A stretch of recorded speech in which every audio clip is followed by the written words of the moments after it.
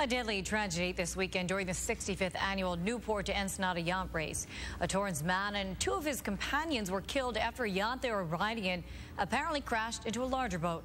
A fourth person on the yacht is still missing. Let's go live now to KTLA's Christina Pascucci for details. Christina?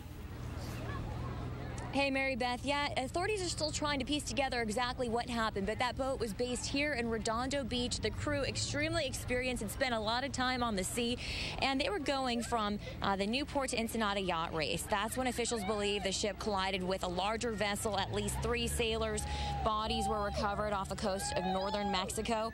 As you mentioned, we know the identity of at least one of those men, William Johnson of Torrance.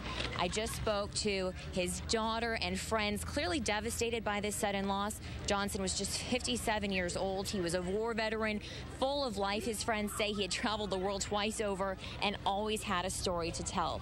This is the first deadly accident in the 65-year history of the race, and we're also hearing some of the crew is still missing, at least one person. We're learning more about the men, their families, and what went wrong exactly, and we will continue to bring it as the evening goes on. Reporting from Redondo Beach, Christina Pascucci, KTLA 5 News. All right, Christina, we'll talk to you a little bit later on. This month, a deadly yacht racing accident has happened off the coast of California.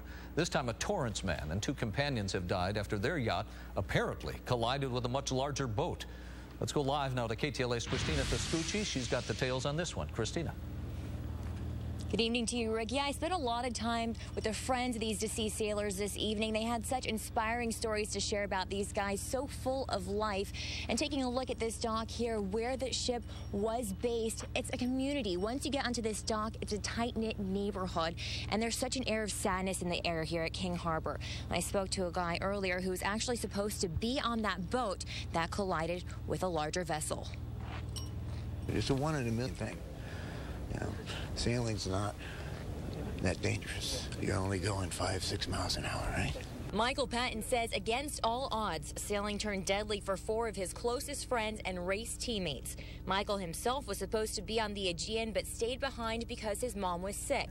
Now an empty space on this Redondo Beach dock is a painful reminder his friends aren't coming home. So this is last year's win, and this is the other skipper. There's Kevin, Bill, Joe, Theo's brother-in-law, and myself. The team was racing toward another win in the Newport to Ensenada yacht race when around 1:30 Saturday morning, the boat suddenly went off the race's tracking system. According to authorities, the boat was reduced to rubble after colliding with a larger vessel near Coronado Island. Split-second event. And, you know, maybe I'd have made him 10 seconds faster and make it slower, even just the weight of my body. You know, it's the kind of things I'll think about. You know, you always wonder about what if. The experienced skipper, 49-year-old Theo Mavromatis of Redondo Beach, is still missing, but crews have reportedly given up their search. Friends of these men say they were full of life and died doing what they love most. You know, the hardest part hasn't come yet. I'll be dealing with the loss, you know.